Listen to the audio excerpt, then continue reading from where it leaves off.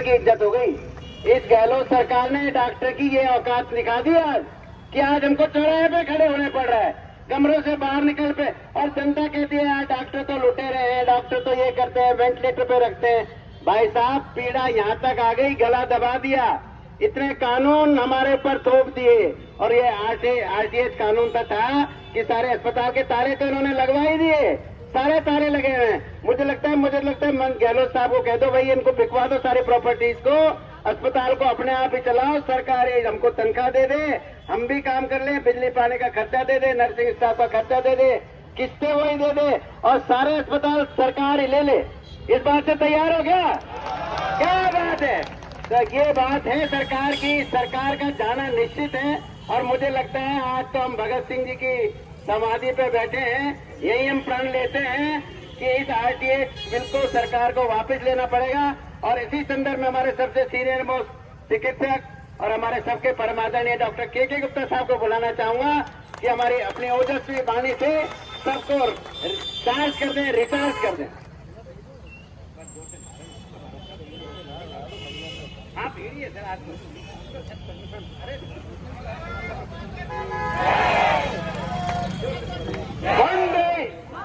वंदे भारत माता की, भारत माता की जय। नो टू जनता को बेवकूफ बनाना, जनता को बेवकूफ बनाना। प्यारे चिकित्सक बंधुओं बहनों तथा अलवर के प्रबुद्ध नागरिक जनों, आज हम सब यहाँ आरटीएच बिल के विरोध में यहाँ एकत्रित हुए हैं और अपनी अपनी बातें आपको बता रहे हैं। अभी पूर्व वक्ताओं ने आरटीएच बिल की विसंगतियों के बारे में विस्तार से जानकारी दी। अब ये आरटीएच बिल लाया क्यों गया, इस विषय में भी थोड़ा सा विचार हम कर लें कि 5 साल में 4 साल तो सरकार सोती रही, अब 5वें साल में फिर चुनाव आ रहे हैं। तो होता क्या है, नेताजी जब एक बार चुनाव जीत करके जाते हैं तो उनके 4 साल तक तो दर्शन नहीं होते, दोबारा चुनाव आते हैं तो फिर वो घर घर जाकर के और फिर कहते जी मैं इसी तरह से आपके पास अगली बार भी आऊंगा, मतलब 4 साल तो गायब रहूंगा, 5वें साल में आपके दर्शन करूंगा। तो इसी उद्देश्य से ये बिल लाया जा रहा है कि हमको चुनाव लड़ना है और चुनाव में पुनः जीत पानी है, इसलिए जनता को बेवकूफ बनाया जा रहा है। तो हमारा तो जनता से अपील है कि इस बिल के चक्कर में अपने आप को जो है ऐसा नहीं करें कि जो है डॉक्टरों के विरोध में आ जाए। डॉक्टर लोग जो है इस समय जनता के फेवर के लिए बात कर रहे हैं और फेवर के लिए ही विरोध कर रहे हैं। वो अपना जो नुकसान सह रहे हैं, आज 16-17 दिन होते आए और 16-17 दिन से कोई काम अस्पतालों में नहीं हो रहा। क्या सरकार इसमें जो है अपने संस्थानों में सुधार कर पाई है? क्या सरकारी अस्पतालों में कोई और सुविधाएं दे सकी है? इन 16-17 दिनों में क्या जो है उन्होंने सुधार किया, क्या अच्छा काम किया, उसकी तो कोई बात नहीं हो रही है। सिर्फ डॉक्टरों को बदनाम किया जा रहा है और उसमें यह भी कहा जा रहा है कि अलग अलग संगठनों के भी नाम लिए जा रहे हैं कि साहब वो संगठन इसमें विरोध कर रहा है। कुछ लोग मुख्यमंत्री कह रहे हैं कि कुछ गद्दार डॉक्टर हैं जो कि इसको आंदोलन को आगे चला रहे हैं और उसमें आरएसएस का भी नाम लिया जा रहा है कि आरएसएस इसमें पूरी तरह से जो है लगी हुई है और इस आंदोलन को सफल बनाने में लगी हुई है। कहाँ लगी हुई है, आरएसएस किधर से है? अब यूँ तो मैं भी आरएसएस का व्यक्ति हूँ, अलवर और जो है यहाँ पे 3 जिलों का मैं इंचार्ज हूँ आरएसएस का। तो अब मैं भी अगर कुछ बोल रहा हूँ तो इसका मतलब है कि आरएसएस ही इस आंदोलन को चला रही है, जबकि ऐसा कुछ नहीं है। वहाँ तो वो डरे हुए हैं और आगे आने वाले चुनाव में उनको जीत हासिल करने के लिए येन प्रकार अपने कोई हथकंडे अपनाने हैं। वो हथकंडों में से एक ये आरटीएच बिल भी है। हमको इसका पुरजोर विरोध करना है और इस हद तक विरोध करना है कि उनको आरटीएच बिल को वापस लेना पड़े, जनता को बेवकूफ बनाना बंद करना पड़े। उन्हें मैं सबसे कहूंगा नो टू भारत माता की, भारत माता की वंदे वंदे। अब इसी कड़ी में मैं हमारे बहुत प्रखर वक्ता और कल आपने जो तालियां बजाई वाजपेयी जी के लिए, बहुत हमारे चार्ज डॉक्टर अनिल बांगा को निवेदन करूंगा। नहीं अनिल जी, आपका तो बगैर भाषण के हमारा ये धरना खत्म नहीं होगा। डॉक्टर अनिल बांगा के लिए तालियां बजाओ, जो कल जो आपने सबको आंखों के लिए पब्लिक को ये बताओ, आपका ओजस्वी भाषण ये सबकी जो है ना, ये सुस्ती उससे दूर कर देगा। आप आ जाओ यहाँ पे। हाँ। ये पानी के बॉटल्स कृपया अपने पास रखें, कोई यहाँ नहीं डालेगा। पॉलीथीन में रख के खाली बॉटल्स को इकट्ठा करके, कोई भी यहाँ गंदगी फैला के नहीं जाएगा। प्लीज ये ध्यान रखेगा, है ना। अपनी अपनी बॉटल्स कोई भी यहाँ नहीं छोड़ेगा, है ना। ठीक है ना। हेलो, मेरे आदरणीय उपस्थित सज्जनों, एक आदमी है सरकार के अंदर जिसका उधर फोटो लगा है। आपकी सारी बातें सुन करके वो 100 यूनिट बिजली, बिल्कुल आपके पीछे देखो आप, वो अभी तक पूरा पोस्टर खुला हुआ था और उसमें आदरणीय गहलोत जी हंस रहे थे। जैसे ही मैं आया आधा पोस्टर उन्होंने मुंह के ऊपर। आप वास्तव में देखिए वो यूआईटी के सामने, है ना। हजारों करोड़ रुपया लगा करके जो व्यक्ति अपनी संस्थाओं के अंदर असली में टॉयलेट को भी साफ नहीं रख पा सकता। अलवर के अंदर चारों तरफ देखिए कि आप चारों तरफ पेशाब करने की जगह बनी हुई है। आप उसके अंदर घुस के देखिए तो आपको लगेगा कि पिछले 4-5 महीने से उसके अंदर पानी नहीं डाला गया है। बाहर खड़े होकर के, क्योंकि सत्ता आपकी है, क्योंकि सरकार आपकी है, क्योंकि ताकत आपकी है, आप जितनी भी मर्जी आए विरोध कर सकते हो। पर आपने देखा कि पूरे मंत्रिमंडल के अंदर से सिर्फ गहलोत जी क्यों सामने आए। अगर बात गलत होती तो उनके साथ में बाकी उनके नेताओं को भी सामने आना चाहिए था। अपनी उनकी सरकार के लोगों को पता है कि इस बात का कोई जवाब नहीं है। मैं नाम लेकर कह रहा हूं, जब गहलोत जी ने डोटासरा जी को बोला था आप इस मैटर को संभालो, तो उनके साथ के कांग्रेस के नेताओं ने ऐसे क्यों बोला कि मेरे को इसके बारे में कुछ भी नहीं पता है, जबकि वो लॉयर है, वो सरकार में मिनिस्टर है। वो खुद गहलोत जी के साथ में मनी मन अंदर से नहीं थे। उनको पता था कि इन्होंने एक पागलपन का एक अधिकार देने की बात कर दी है जनता को। जिस स्टेट के अंदर सारा बजट जो घोषित किया गया उससे ज्यादा उस स्टेट के ऊपर इस साल की उधारी हो, वो क्या किसी को मदद करेंगे? क्या करोड़ों रुपए की योजनाएं देंगे? अपने मुंह से आप कहते हो कि सारे राजस्थान की जनता मुफ्त इलाज के लिए हमने उनका इंतजाम कर दिया है। फिर मुफ्त के ऊपर मुफ्त इलाज का क्या मतलब होता है? आपकी व्यवस्थाओं के ऊपर आपको कोई आपको घमंड नहीं है, कोई गर्व नहीं है। सिर्फ ऊपर से, क्योंकि सत्ता आपकी है और सत्ता की मदहोशी है और बिल्कुल अंत समय आ गया। आपने जितने सालों के अंदर परीक्षा कराई, किस परीक्षा का पेपर आउट नहीं हुआ? आप क्या दे रहे हो इसी स्टेट के नौजवान बच्चों को? जिसका पेपर आउट नहीं हुआ तो उसकी परीक्षा हुई तो वहां पर रिजल्ट नहीं आया, रिजल्ट आया तो आपने नौकरी नहीं दी। तो कुल मिलाकर के फिर अगली सरकार आ जाएगी, फिर अगले बार कुदा देगी। उस गरीब आदमी से पूछो जिसके घर में 15, 16, 17, 18 साल के 3-4 बच्चे हैं और सब बच्चों ने कंपटीशन में जाना है। एक आदमी कमाने वाला है, आम आदमी है, कितना कमाएगा? 400, 500, 600 रुपया रोज। वो बार बार आप उनके 2500, 3000, 5000 के फॉर्म भरवा के लाखों करोड़ों रुपया जमा करा करके और आप उनके पेपर को आउट करवाते हो, रिजल्ट नहीं आने देते हो। इतने बड़े आप बड़ी बड़ी बात करते हो जनता के लिए। आपने जनता का सत्यानाश करके पटक दिया। इस संसार में हवा भी मुक्त नहीं है। सब गांव के लोगों से पूछो, आप उनकी भैंस का गोबर 2 दिन उठा के दिखा दो, तीसरे दिन वो भी कहेगा कि भाई साहब ये गोबर मेरा बिकता है, आप इसको लेके मत जाया करो।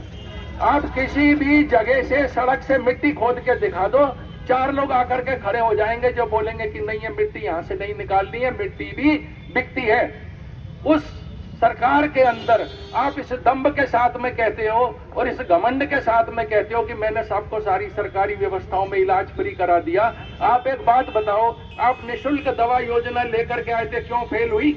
हमने सुना है कि आपके रिश्तेदारों की फैक्ट्रियां हैं, हमने सुना उन कलेक्टर साहब की जिनने सबसे ज्यादा जेनरिक मेडिसिन का दंगा किया था, उनकी खुद की फैक्ट्रियां थी, ऐसा बोला जाता है। फिर आपके सरकारी अस्पताल में जब 30 दवाओं के सैंपल उठते हैं तो 29 के फेल क्यों हो जाते हैं?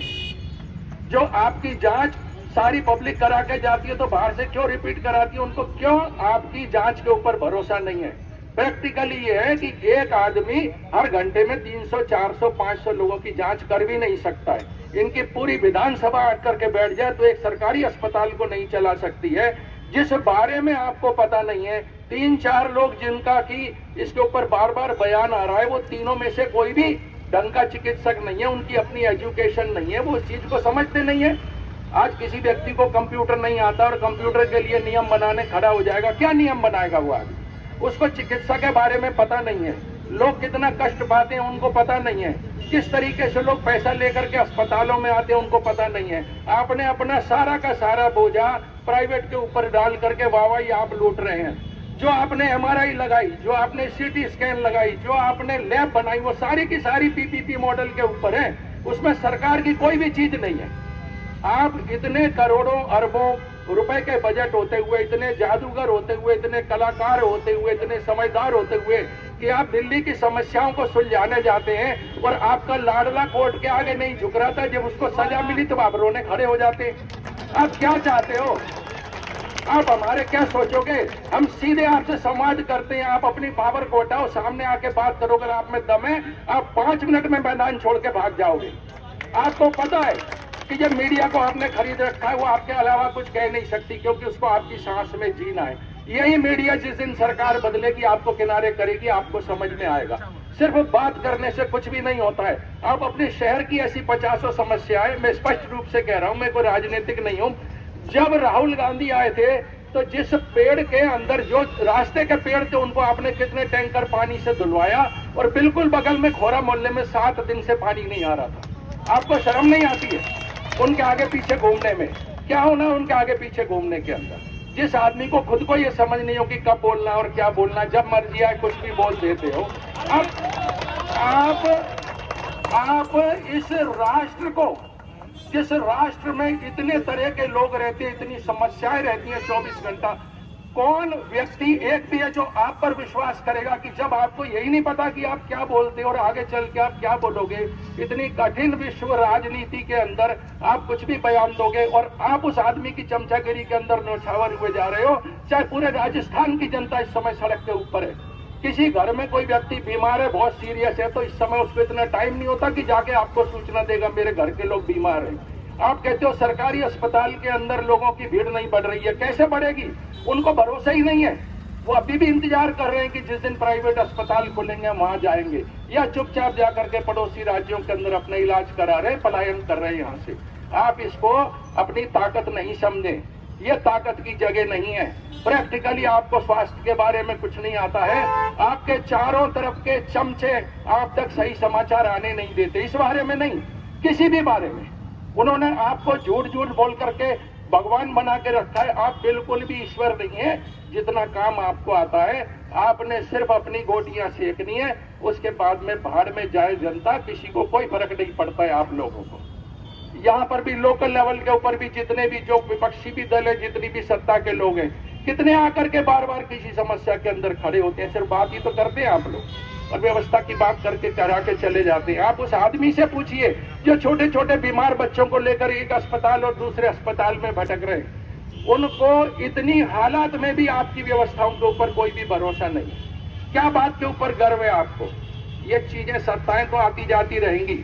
आप 1000 बार देख लेना, ऐसे कितने नेता होंगे जिनको कोई जानता भी नहीं है इस संसार के अंदर, पर उस शहर के अच्छे डॉक्टरों को 100 साल तक लोग याद रखते हैं। आपने यहीं रहना है, हमने यहीं रहना है। और आप क्या जनता होती है? सब हमारे घर के लोग हैं। ठीक है, जैसे और लोगों का व्यवसाय होता है वैसे हमारा व्यवसाय है। बस फर्क इतना है कि ठीक है, अपन जो चिकित्सा का खर्चा होता है उसको कभी सोच के नहीं रखते, तो बहुत बार उसको देने में दिक्कत आती है। वो बात मान ली, डॉक्टर भी आपको समझते हैं। और आश्चर्य की बात है, अगर आप और देशों से या और शहरों से कंपेयर करेंगे तो अलवर का इलाज इतना सस्ता है, नहीं तो 100-150 किलोमीटर से 10-10, 20-20 हजार रोज अलवर के अंदर प्राइवेट में इलाज कराने नहीं आते। कुल मिलाकर के कहानी ये है, ये सारा का सारा सरकार के द्वारा चलाया गया एक प्रपंच है। इस संसार में फ्री कुछ भी नहीं है, ना हो सकता है, ना कोई दे सकता है। अगर सरकार को घोषणाएं करनी है तो अपने मद में करे, अपने पेटे में करे, उसमें हमारा क्या लेना देना है? आप हमसे बिजली, पानी, टेलीफोन, हर चीज का तो किराया लेते हैं, तो हमने ठेका नहीं लिया। किसी भी हद तक इस सरकार का ठेका नहीं लिया। गहलोत जी आए नहीं आए, हमारा गर्दन घोंट दे। एक बात है, ये बिल वापिस जाएगा तो इस स्टेट में प्राइवेट प्रैक्टिस चालू होंगी, नहीं तो 100 साल, 200 साल, 300 साल, जब तक आप इस बिल को वापस नहीं लेंगे तब तक ये आंदोलन चलता रहेगा। आप में जितनी मर्जी हो, जैसे मर्जी हो, जोर लगा लो। ये बिल्कुल फाइनल फैसला है। ये अलवर का फैसला है, ये जयपुर का फैसला है, ये राजस्थान का फैसला है। अगर ये गलत नहीं होता तो और बाकी सारे स्टेट इसके साथ में नहीं आते। ये एक बीमारी है जो चालू हो रही है इस देश में, और जिसको जितनी जल्दी कुचला जाए और सिर दबा के कुचला जाए, उतना आम जनता और डॉक्टर्स के लिए ये फायदे की बात है। और मैं फिर दोबारा कह रहा हूं आपको, इसको रिकॉर्ड करें, इसको नोट करें, ये बिल वापस जाएगा जाएगा जाएगा। आप देख लेना। धन्यवाद। यार बांगा साहब, आप कहाँ थे? मतलब हमने आपको अब तक ढूंढा क्यों नहीं? मतलब इस जो आंदोलन की सबसे बड़ी उपलब्धि यदि मैं मानता हूँ ना, तो अनिल बांगा साहब का इस तरह मतलब प्रकट होना, ये तो प्रकट ही हुए। मतलब इन्होंने कलाकारी में इतने सारे 100 से ज्यादा अवार्ड लिए हैं, आपको पता है, पर मल्टी फैसेटेड पर्सनैलिटी। मतलब अनिल बांगा साहब के लिए तो दोबारा जोरदार तालियां बजाते भाई साहब। और आपने एक तरह से समा बांध दिया और जनता को आगाह कर दिया। और जो बात आपने बोली है वो अक्षर से सत्य है। ये बिल्कुल इनको कानून वापस लेना पड़ेगा। और इस बात को मुझे लगता है कोई किसी के मन में कमजोरी नहीं होनी चाहिए। जब तक ये बिल वापस नहीं होगा हम काम पर नहीं लौटेंगे। तो मैं इसी संदर्भ में डॉक्टर गोपाल गुप्ता साहब को बुलाना चाहता हूं। और मैं चाहता हूं कि सब लोग धीरे धीरे करके बोले। गोपाल जी, आप पधारें।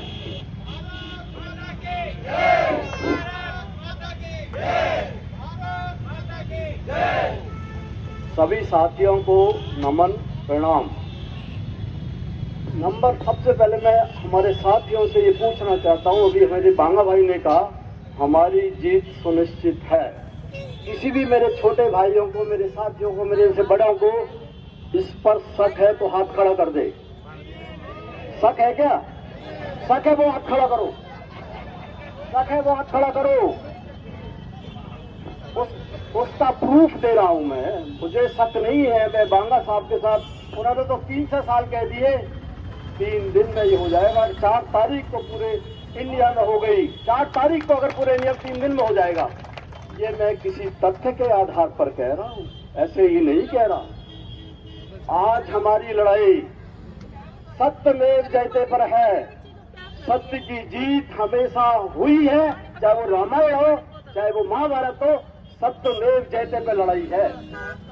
आज हम जिस महापुरुष के स्थल पर खड़े हैं, कभी भी इन महान जादूगर ने आजादी के लिए इनको याद किया। एक ही परिवार को याद करते हैं, असत्य पर चलते हैं। नंबर 1 हमारी आजादी, महात्मा गांधी का जितना रोल था उतना ही सुभाष चंद्र बोस का था, और इनके और इनके 10 साथियों का था। महात्मा गांधी के साथ सुभाष चंद्र बोस नंबर 2, और हमारे भगत सिंह 10 साथी थे। चंद्रशेखर आजाद, राजदेव, सुखदेव, गुरु, उन सबको भुला दिया इन लोगों ने, जिनका आजादी में रोल था। मैं सुनो मैं सत्य बता रहा हूँ। हमारी सत्य की लड़ाई है असत्य से। दूसरा सत्य, हमारी सच को कोई नहीं सुन रहा है, और सब पूरे इंडिया में स्ट्राइक कर रखी है। कांग्रेसियों ने आंदोलन कर रखा है। किस बात के असत्य पे आंदोलन कर रखा है? राहुल गांधी की सदस्यता कानून विरुद्ध है। कोई भी अगर कानून को जानता हो मुझे बता दो। कानून विरुद्ध है, कानून सम्मत है, जिसके लिए पूरा इंडिया हिला दिया। और भगवान ने एक मिनट सुनो, भगवान ने उसी मुख्यमंत्री को खड़ा कर दिया। मैं सुनो, आरटीएच पे आ रहा हूं। आरटीएच पे सब बोल दिया, सत्य की जय होगी। असत्य पर चल रहे हैं लोग। मैंने 2 एग्जाम्पल, मेरे भाई को बुरा लग रहा है, असत्य है, भूल गए इस भाई को, हमारे भगत सिंह को, जिसने जान दी। एक ही परिवार उसको याद है। असत्य नहीं, उस जादूगर को मैं सुनाना चाहता हूं जो अपने को महान जादूगर समझता है। हमारी लड़ाई सत्य पर आधारित है। सत्य का सूरज कभी छुप नहीं सकता। केवल एक गहरी बादल, काली बादल उसे ढक सकता है। सत्य का सूरज न छुपा है न छुपेगा। किसी भाई को पुनः अगर शक हो, सत्य पर जीत होगी सत्य की। सत्य का डॉक्टर सत्य के साथ है, और वो जो हमारा जादूगर है जिससे वो असत्य के साथ है। भाई सत्य की जीत होगी, ये तो बोलते हैं मेरे साथ, सत्य की जीत, सत्यमेव जयते। कोई भी जीत बल बुद्धि बल पे होती है। सुनो ना, एक मिनट, बल बुद्धि, बल हमारा, सुनो, बुद्धि हमारी है, बल हमारा है, सुनो, बल है बुद्धि है, बल ये रहा, धीरज चाहिए, किसी व्यक्ति को धीरज चाहिए। मेरा सभी से हाथ जोड़ के निवेदन है, मेरा सभी से हाथ जोड़कर निवेदन है, धीरज रखें, केवल 2 दिन का धीरज रखें, 4 तारीख का धीरज रखें। इन्हीं शब्दों के साथ, मेरा भाई जानता है मैं उग्रवादी हूँ, छोटा भाई है, अब मैं इसके पश्चिमा में चलना चाह रहा हूँ लेकिन चल नहीं पाता, और आपने वो वाला आया था, सॉरी मित्तल भाई। सॉरी सर, देखो मैं प्यारे भाइयों बहनों, एक तो ये पॉलिटिकल मंच नहीं है, मैं तहे दिल से बात कहता हूं कि हमको किसी पॉलिटिकल पार्टी, हमको केवल गहलोत सरकार से जो हमारा विरोध है वो ही प्रकट करना है। हम पॉलिटिकल लीडर्स भी नहीं है, हमको अपनी बात कहनी है, आरटीएच की बात कहनी है। ये पर्सनल मेरा सुझाव है, हमको कोई कंट्रोवर्सी में नहीं पड़ना चाह रहा है। पहले ही गहलोत साहब ने आरएसएस को बीच में ले दिया है, उनको और ज्यादा मौका मिलेगा कि ये पॉलिटिकल, शायद मुझे लगता है सारे डॉक्टर ही गहलोत साहब को हराने में लगे हुए हैं। तो अपन को अपना काम आरटीएच बिल को वापस कराना है। कृपया ध्यान रखें कि कोई भी हमारा स्टेटमेंट ऐसा नहीं जाना चाहिए, हमको केवल आरटीएच का विरोध करना है। तो इसी संदर्भ में मैं डॉक्टर सोलंकी साहब को निवेदन करूंगा, हमारे सबसे सीनियर मोस्ट फिजिशियन है शहर के, बड़े प्रतिष्ठित है और जनता सुनना भी चाहती है आपको। और ये हम चाहते हैं कि हमारे सभी जो हमारे डॉक्टर्स हैं उनमें एक आप जोश भरे, लोगों में एक जागृति आए। ढीले तो हम डॉक्टर साहब कहते हैं 2 दिन की बात नहीं है, आपको पता है डॉक्टर अनिल बांगा ने कहता है कि चाहे कितने दिन हो जाए इसको बंद नहीं करना है। तो आप कमजोरी की बात तो डॉक्टरों के दिमाग में सोचे ही नहीं, और सोचने की क्या, करना ही नहीं है। केवल और केवल जब तक हमको आरटीएच बिल वापस नहीं होना, अपना काम नहीं करना है। सारा यूनाइटेड है, आपका पूरा देश यूनाइटेड हो रहा है इस बात के लिए कि बिल बहुत गैर कानूनी है। हरियाणा आपके साथ आ गया है, जो यहाँ के मरीज हरियाणा जा रहे हैं, हरियाणा में बंद 4 तारीख को हो जाएगा, यूपी और आसपास के एमपी भी बंद हो सकते हैं। तो केवल और केवल हमको केवल अपनी बात कहनी है। तो इसी संदर्भ में डॉक्टर सोलंकी साहब को आज, डॉक्टर बांगा साहब जिस तरह मतलब फ्लो में लाते हैं कोई चीज को, ऐसे ही मैं चाह रहा हूँ कि इस तरह की चीज डॉक्टर सोलंकी साहब लेके आए। बहुत बहुत धन्यवाद डॉक्टर सोलंकी साहब प्लीज।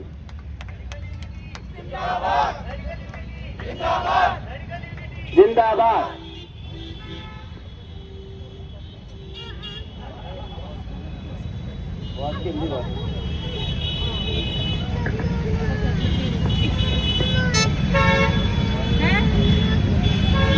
प्रिय साथियों, जनता को कुछ फैक्ट्स हम बताना चाहते हैं कि आरटीएच क्या है, क्यों लाया गया और क्यों नहीं आना चाहिए, इसके बारे में उनको पता होना चाहिए। आरटीएच का मतलब है राइट टू हेल्थ, बहुत बढ़िया टर्म है।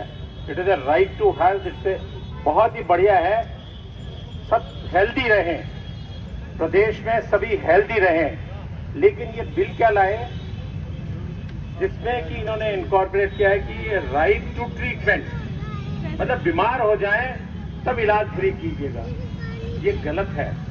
राइट टू हेल्थ का मतलब है सभी हमारे जो प्रदेश के व्यक्ति हैं या जो भी पुरुष और महिलाएं हैं वे स्वस्थ रहें, और स्वस्थ रहने के लिए और हेल्दी रहने के लिए स्वच्छ हवा मिलनी चाहिए, स्वच्छ पानी मिलना चाहिए, ऐसा वातावरण मिलना चाहिए, सैनिटेशन होना चाहिए। अगर ये सब कुछ होगा तो 50% या 70% या 80% बीमारियां तो होंगी ही नहीं। एक्सीडेंट्स जो होते हैं उनको कैसे प्रिवेंट किया जाए उस पर उनको ध्यान देना चाहिए। वो तो ये सोच रहे हैं कि जो बीमार हो उसका इलाज कर दो। तो इसलिए मैं कह रहा हूं कि आरटीएच बिल का जो भावना है गवर्नमेंट लेके आई है वो गलत है। और उनकी भावना क्या था कि उन्होंने सोचा कि ये मैजिक ट्रिक है आरटीएच बिल, हम इससे इलेक्शन जीत जाएंगे। ये गलत है, क्योंकि इस बिल से आने से कोई बहुत ज्यादा प्रभाव नहीं पड़ेगा, बल्कि पब्लिक में एक दुर्भावना होगी कि भाई हमारे को तो फ्री इलाज देना है, तो किसी भी हॉस्पिटल में जाके वो लेंगे, झगड़ा करेंगे, परेशानी करेंगे। अभी भी कोई भी ऐसा व्यक्ति आता है जो कि एक्सीडेंट का आता है इवन डेथ का आता है। हमारे अस्पतालों में, मेरे अस्पताल में ही डेली करीब 10 मरीज ऐसे आते हैं जिनकी डेड बॉडीज हमारे यहाँ होती है। हम उनको अटेंड करते हैं, उनसे कोई चार्ज नहीं करते हैं। बहुत सीरियस पेशेंट आता है, 5, 10, 15 मिनट या 20 मिनट में उसकी डेथ हो जाती है, तो भी हम नहीं करते। ये भावनाएं सभी डॉक्टर्स में है कि अच्छी केयर उनको प्रोवाइड की जाए। अब जब हम ये कर रहे हैं तो उसमें फिर ये बिल लाने का क्या है? बिल लाने का मतलब है कि वो आके आपसे झगड़ा करें कि भाई हमारे को तो ये, अच्छा फिर क्या है, कोई सा भी इलाज हो, भाई मेरे को तो इमरजेंसी में आया हूँ, आप कीजिएगा। इससे क्या है कि हमारी जो मेंटल पीस है वो डिस्टर्ब होगी, हम इलाज ही नहीं कर पाएंगे। इलाज नहीं कर पाएंगे तो हम इधर उधर की बहाने ढूंढेंगे और इससे क्वालिटी नहीं बढ़ेगी और परेशानियां ज्यादा बढ़ेगी। इसलिए गवर्नमेंट को पहले तो हेल्थ को इम्प्रूव करने के लिए, जिसके कारण बीमारियां होती है उसको इम्प्रूव करें, ये उनका मोटो होना चाहिए। और दूसरा ये है कि जो भी बीमार आता है उसको अगर हम इलाज करवाना चाहते हैं, अब आप बताइएगा अभी गवर्नमेंट में क्यों नहीं जा रही पब्लिक? क्योंकि उनकी डेफिशिएंसीज हैं, उनको इलाज अच्छा नहीं लगता है। अब आरटीएच और जो चिरंजीवी में व्यक्ति है जो भी इलाज कराना चाहता है, 80% अभी भी उनकी प्रेफरेंस ये होती है कि मैं प्राइवेट में जाऊं, जबकि चिरंजीवी की रेट्स ऐसी हैं कि जो कि हम उसको लेकर अपना खर्चा भी नहीं चला सकते। तो उनको ये सोचना चाहिए कि तो आप अपना अस्पताल को, और वही पैसा उनको भी मिल रहा है जो अस्पताल में, इसलिए पब्लिक को ये जानना चाहिए कि ये जो दुर्भावना से जो बिल लाया गया है, ये एक वो मैजिक ट्रिक समझ रहे हैं कि हमें तो इलेक्शन जीतना है। और शायद मैं बताऊं कि मिनिस्टर्स को भी, उनके पार्टी पर्सन्स को भी इस बिल के बारे में कुछ पता नहीं है। उनको तो ये है कि भाई अस्पताल में जाओ, झगड़ा करो, इलाज फ्री कराओ और मस्त हो जाओ। तो ये जब दुर्भावना है इसको पनपा रहे हैं, और जो एक्चुअल में होना चाहिए, पब्लिक के भले की बात होनी चाहिए, उसको डॉक्टर्स को साथ में लेके अगर करेंगे तो हम कोविड में हमने किया ही है। कोविड में ये सारे पॉलिटिशियंस गायब हो गए थे, सब गायब हो गए थे, एडमिनिस्ट्रेटर्स गायब हो गए थे, ब्यूरोक्रेसी गायब हो गई थी, केवल पुलिस और डॉक्टर्स डटे हुए थे। इसलिए हमें इस बिल को नहीं लाना है, इसको अपोज करना है। इसके आने से कोई फायदा नहीं होने वाला है, पब्लिक परेशान ही रहेगी। धन्यवाद। बहुत बहुत धन्यवाद डॉक्टर सोलंकी साहब।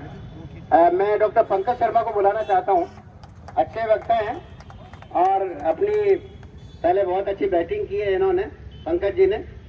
तो बीच में कुछ दिनों से थोड़ी बैटिंग कम हो गई थी, तो एक बार दोबारा मजबूती से दोबारा फिर आ गए हैं फॉरम में। तो डॉक्टर पंकज शर्मा प्लीज।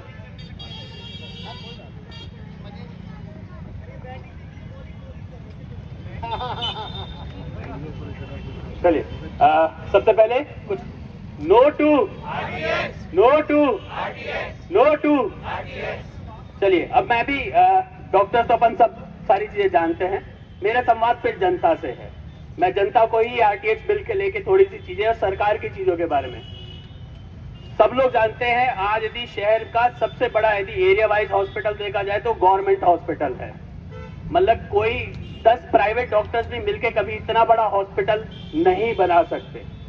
हिसाब से देखा जाए शहर का सबसे बड़ा हॉस्पिटल, सबसे ज्यादा मरीजों का उस पर लोड है। और जैसे मेरे सीनियर्स ने कहा, उसके बाद भी अलवर में नहीं करके लगभग 150 नर्सिंग होम है। क्यों बने 150 नर्सिंग होम? क्योंकि सरकार आम जनता में वो विश्वास ही नहीं दिला पाई कि यार इतने बड़े हॉस्पिटल में भी हम इतना अच्छा इलाज कर सकते हैं कि आपको कहीं और नहीं जाना पड़े।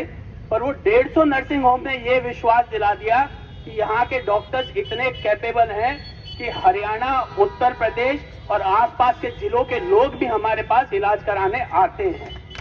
सबसे बड़ी बात यह है कि जब भी कोई डॉक्टर एक नर्सिंग होम खोलता है, लोगों को लगता है कि वो लुटेरा है, पर लुटेरा नहीं है। जब वो चेयर पे बैठता है तो उसके दिल में सदा ये रहता है कि जो मैं पढ़कर आया हूँ, जो मैंने चीजें सीखी हैं, उससे मैं किसी की बीमारी ठीक कर सकूं। कोई कभी उस समय ये नहीं सोचता कि यार मैं इससे पैसे कैसे कमाऊं। ये आम जनता को समझना सबसे ज्यादा जरूरी है। कोई भी प्राइवेट हॉस्पिटल जब अपनी फैसिलिटीज बढ़ाता है तो वो मरीजों को सोच के बढ़ाता है कि यार कल को मेरे मरीज को ये चीज की भी जरूरत होती है तो मैं इसी प्रीमाइसेस में लगाऊं कि उसको इधर उधर भटकना ना पड़े, एक ही हॉस्पिटल की छत के नीचे उसका इलाज हो जाए। इसलिए वो खर्चा करता चलता है, वो इन्वेस्ट करता है। और डेफिनेटली लोगों को एक भाई डॉक्टर जन सेवा है, सेवा का चाहे डॉक्टर आप नहीं मानेंगे पर नहीं करते, हर दिन लगभग 5 से 10 मरीज तो डेफिनेटली फ्री देखता ही देखता है, क्योंकि कोई ना कोई उसका रिश्तेदार होता है, कोई उसका दोस्त होता है, कोई सचमुच इतना गरीब होता है जिसको देख के लगता है कि यार इसकी फीस वापस करो, इसकी दवाई भी अपनी ओर से दे दो। और मेरे ख्याल से नहीं करते। 70% लोग, जनता भी ये जानती है कि डॉक्टर सचमुच अच्छा है, दिल का अच्छा है यार, मदद करता है। कोई 30% लोग ही ऐसे होते हैं जो इलाज से खुश नहीं होते या किसी के द्वारा बरगलाए हुए होते हैं, जो आके हॉस्पिटलों में झगड़ा करने की सोच के चलते हैं। हमारा मुद्दा जनता से यही है कि जब हम एक अच्छी स्किल्स, एक अच्छी सर्विसेज आपको छोटी जगह पे देने के लिए बैठे हैं, तो भैया हम भी तो अपना परिवार चलाएंगे, हमें भी तो बच्चों को स्कूल की फीस भरनी है, हमें भी तो पेट्रोल भरवाना पड़ेगा एम्बुलेंस में, बिजली का बिल भरना पड़ेगा, तो कहीं से कुछ तो पैसे कमाए हम। जब 30-30, 35-35 साल पढ़ाई करने के बाद कोई आदमी प्रैक्टिस करने उतरता है, अब सोचिए एक नॉर्मल आदमी बीएससी ग्रेजुएट करता है, 20 साल की उम्र में कमाना चालू कर देता है। डॉक्टर जब तक अपनी एमबीबीएस, एमएसएमडी, डीएम, एमसीएच करता है तब तक वो 30-35 साल का हो जाता है। फिर कमाने बैठता है तो उसका भी परिवार है, उसे भी पालना होता है। तो चार्जेस हर कोई लेता है, मेरे को नहीं लगता कि इस चीज पे किसी का ऑब्जेक्शन होना चाहिए, पर जो सरकार कर रही है वो गलत कर रही है। सरकार के पास सबसे बड़ा इंफ्रास्ट्रक्चर है, मेडिकल का माने तो सबसे बड़ा इंफ्रास्ट्रक्चर है सरकार के पास। सरकार यदि दिल से चाहे तो इन चीजों को ठीक करे। आप मानेंगे नहीं, अपने अलवर गवर्नमेंट हॉस्पिटल में मेरी बात कर रहे थे, सियाम मशीन 18 लाख की मशीन आई पड़ी है, इंस्टॉल करने वाला नहीं है, इसलिए ऑपरेशन नहीं हो पा रहे। अब ये क्या एक्सक्यूज है? 18 लाख आप इनकम टैक्स वालों ने भरा है, इनकम टैक्स वालों के पैसे से है, गवर्नमेंट तो कोई धंधा कर नहीं रही है, आप टैक्स भी भर रहे हो और आपकी वो चीज बड़ी बड़ी खराब भी हो रही है। आज गवर्नमेंट कहती है राइट टू हेल्थ बिल। मैं एक न्यूरोसर्जन हूं, सबको पता है हमारा एक्सीडेंट के केसेस सबसे ज्यादा होते हैं। आप सचमुच मानिए, दो चीजें हम सब जब भी डॉक्टर्स आपस में बैठते तो यही बात करते, दो चीजें, सड़क पे हेलमेट कंपलसरी हो जाए, ट्रैफिक रूल कंपलसरी हो जाए, अल्कोहल शराबबंदी हो जाए, एक्सीडेंट के केस 85% खत्म हो जाए। गवर्नमेंट कभी नहीं करना चाहती है चीजें, कभी नहीं करना चाहती। क्यों? रेवेन्यू जनरेट होती है, उसको सरकार को आम जनता की हेल्थ से कोई मतलब नहीं है।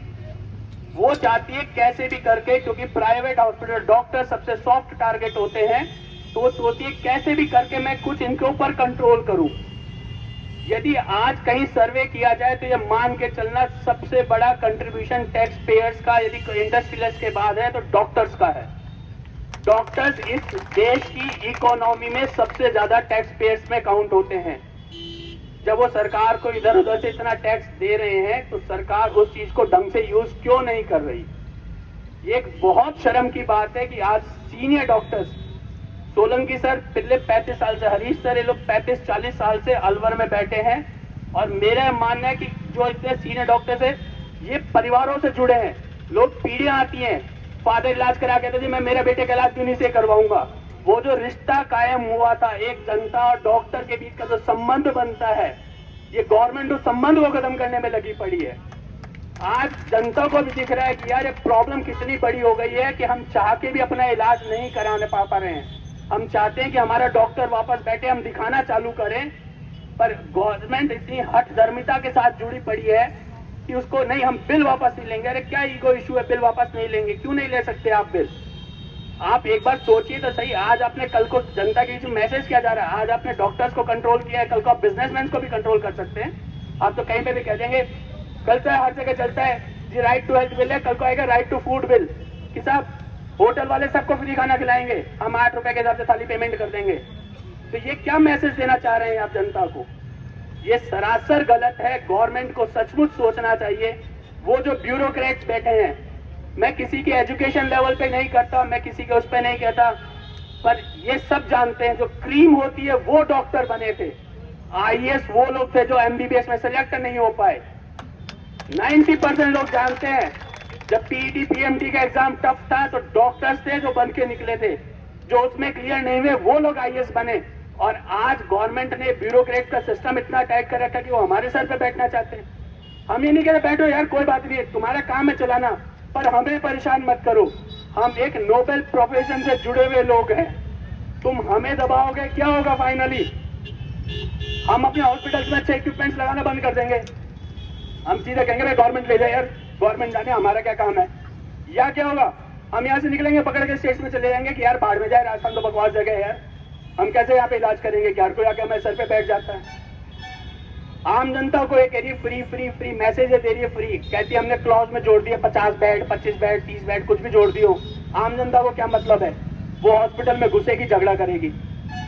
और जो सर ने कहा, सोलंकी सर ने, सचमुच जब कोई इमरजेंसी आती है, जो ट्रू इमरजेंसी है, जहाँ लाइफ सेविंग इमरजेंसी है, वहाँ डॉक्टर अपने सारे काम छोड़ के पहले उसे अटेंड करता है।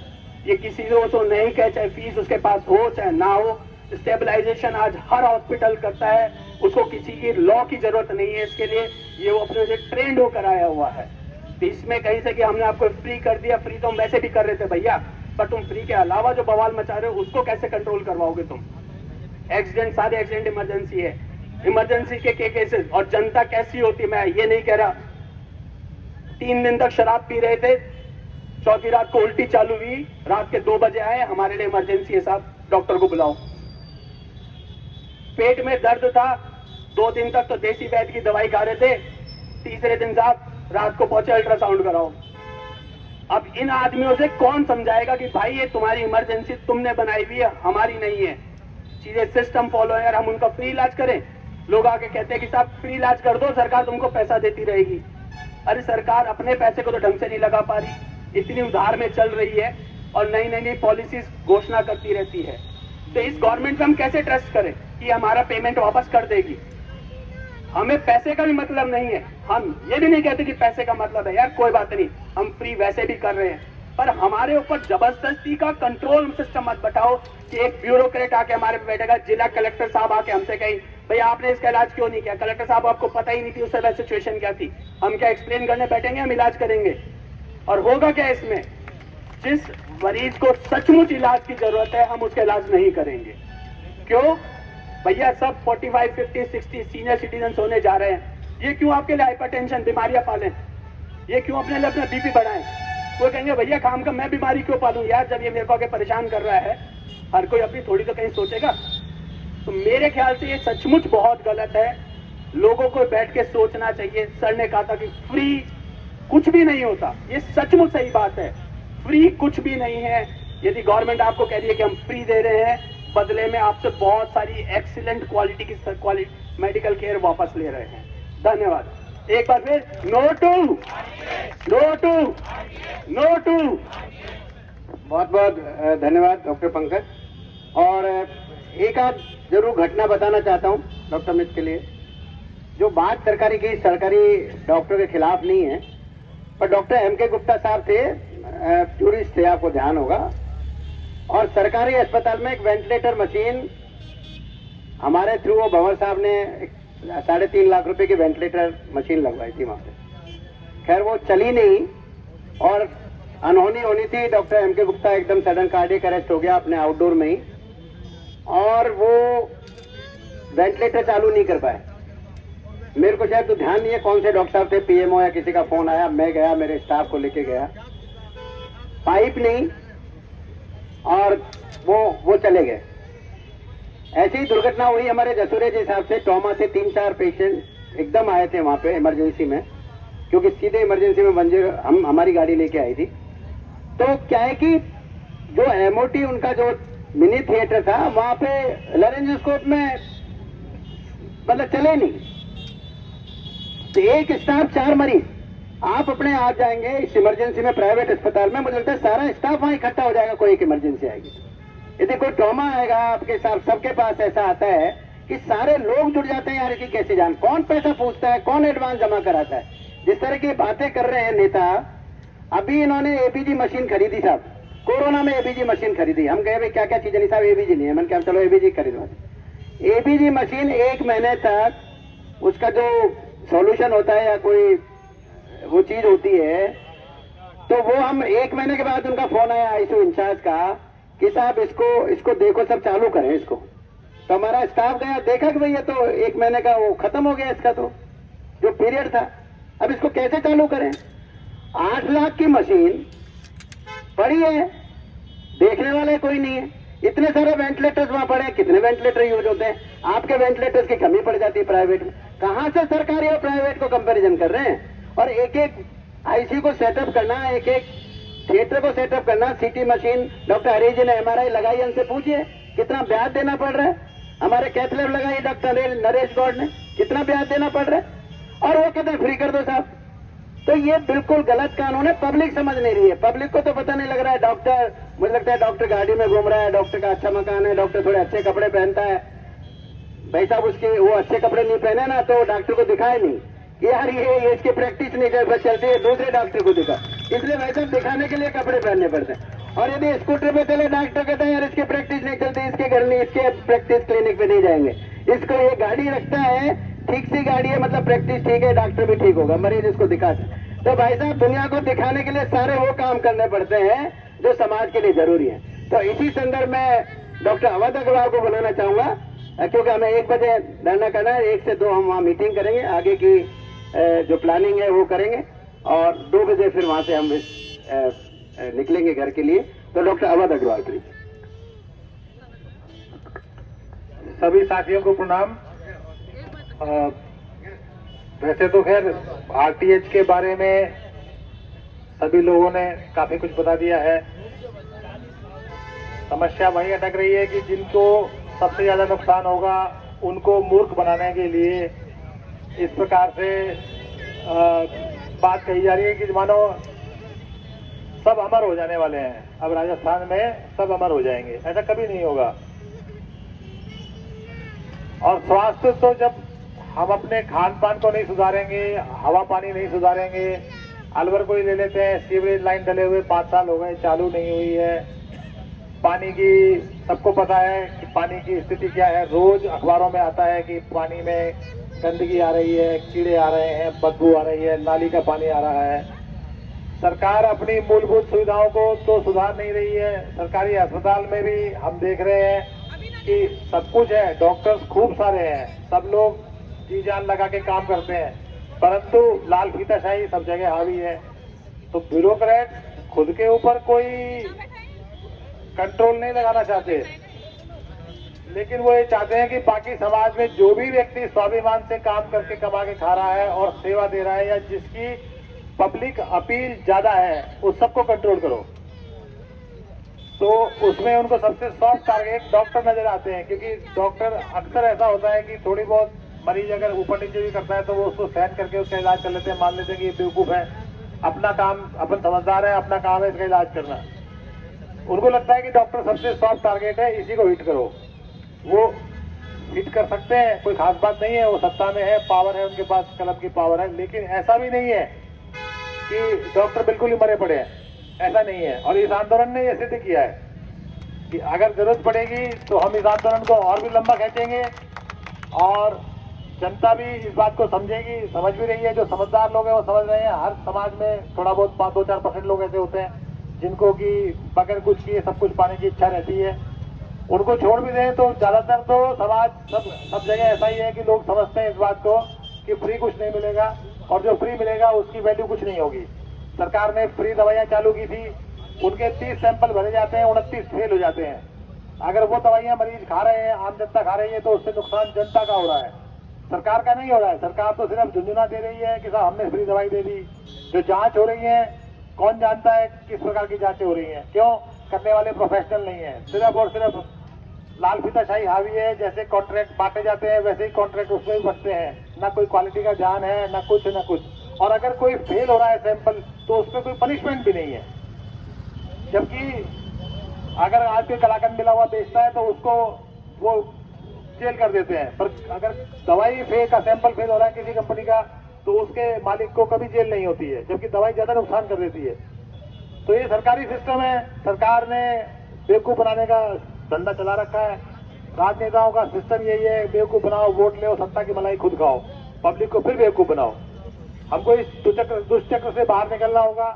कम से कम हम अपनी स्वास्थ्य के बारे में ये बात बिल्कुल निश्चित कर लें कि फ्री में कुछ नहीं मिलेगा, सरकार कुछ नहीं कर सकती। धन्यवाद। डॉक्टर एमएल सिंधी साहब।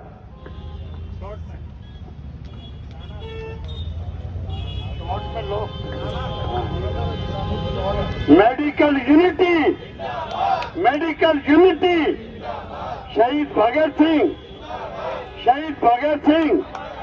भारत माता की, भारत माता की। वंदे वंदे। साथियों,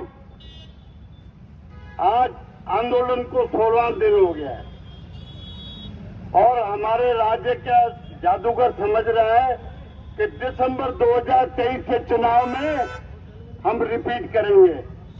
मेरी आवाज वहां तक जा रही है, मैं उनको दावे से कह सकता हूं कि कांग्रेस का 2023 के चुनाव में सुपड़ा साफ होने वाला है।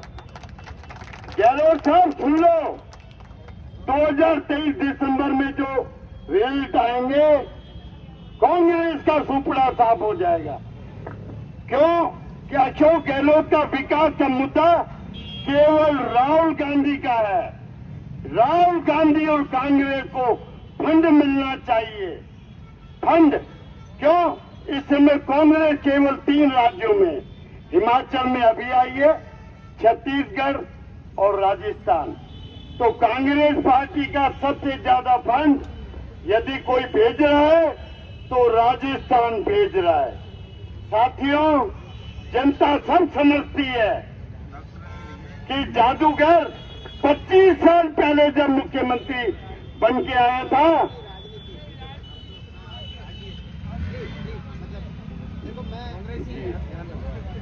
मेरा साथियों आपसे अनुरोध है कि नो आरटीएच।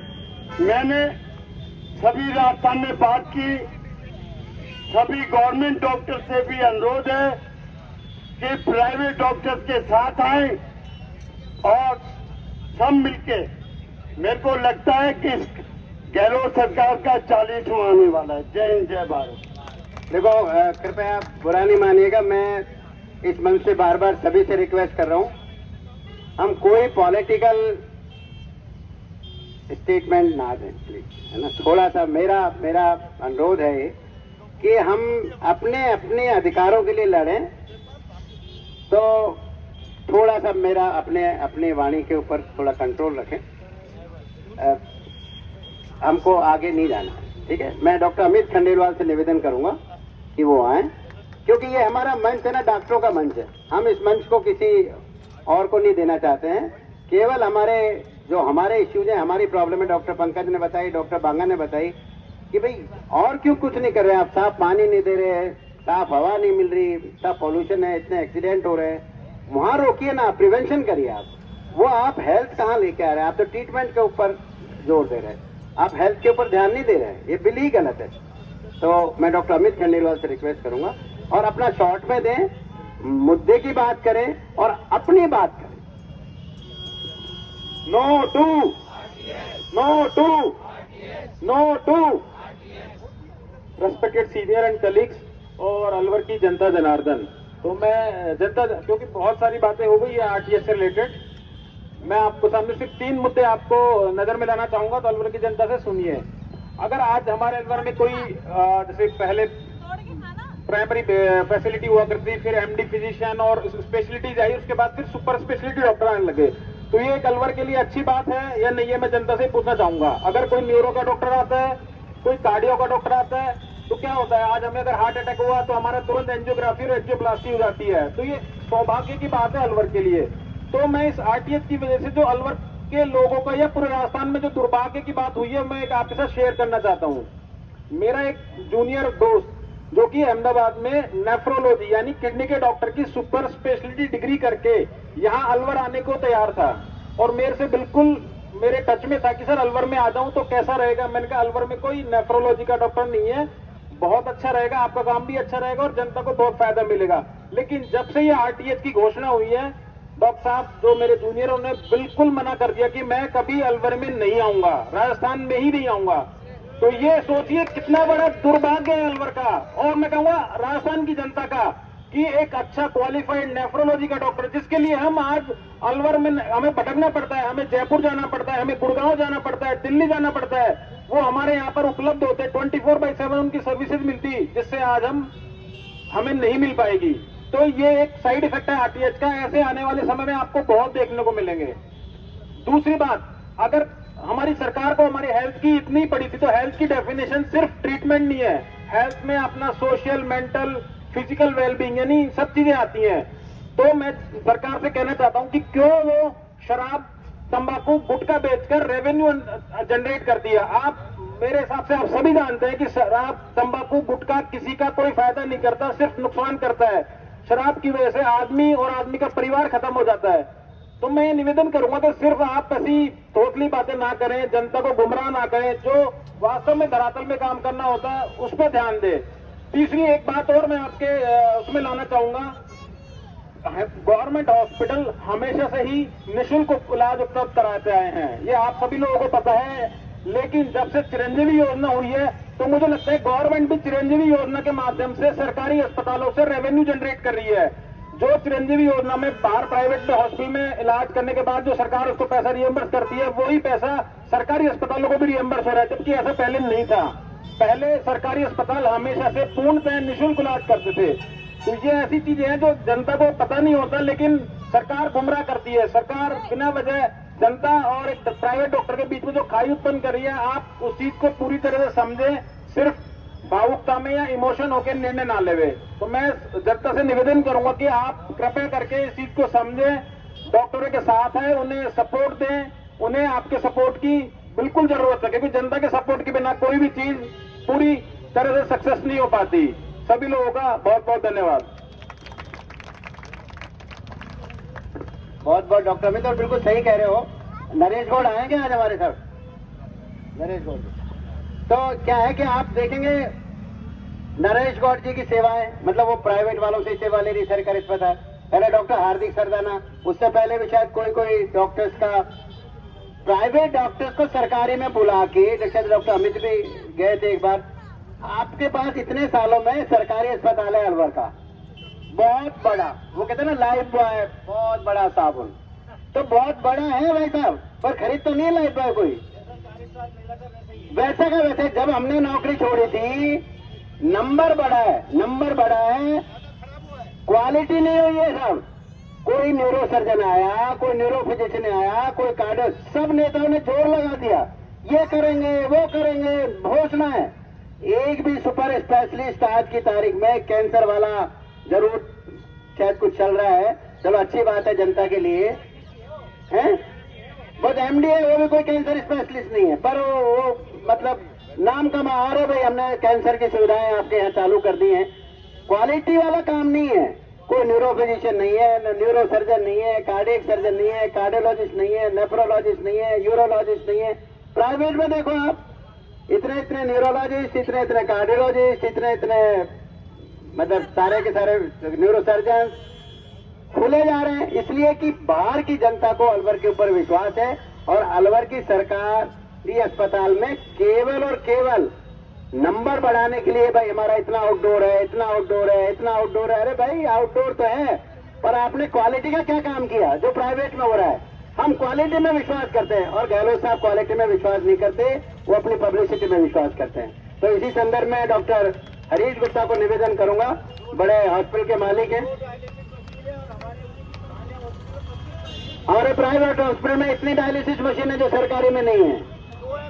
तो क्या बातें करते हैं, किसको दिखाना चाहते हैं? जनता को बेवकूफ बनाना चाहते हैं।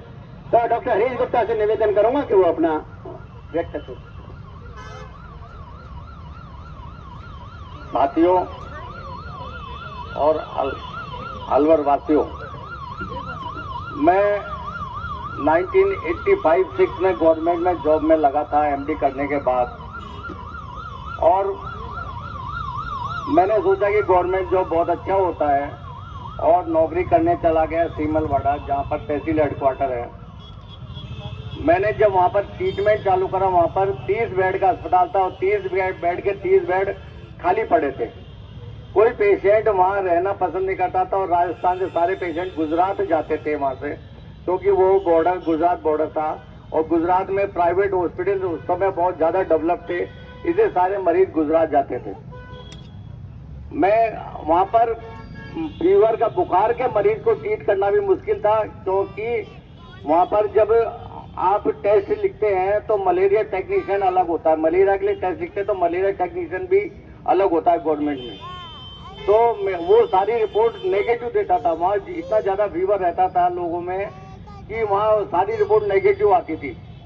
जब मैंने उनसे कहा कि भाई मेरे को दिखा दो तुम्हारी नेगेटिव आती, तुमको हो सकता है समझ में नहीं आ रहा हो, तो एक दिन मेरे पास एक बोरी भर के लेकर आया था स्लाइड्स का, और उसने उन बोरियों को एक पानी के टब में डाल दिया।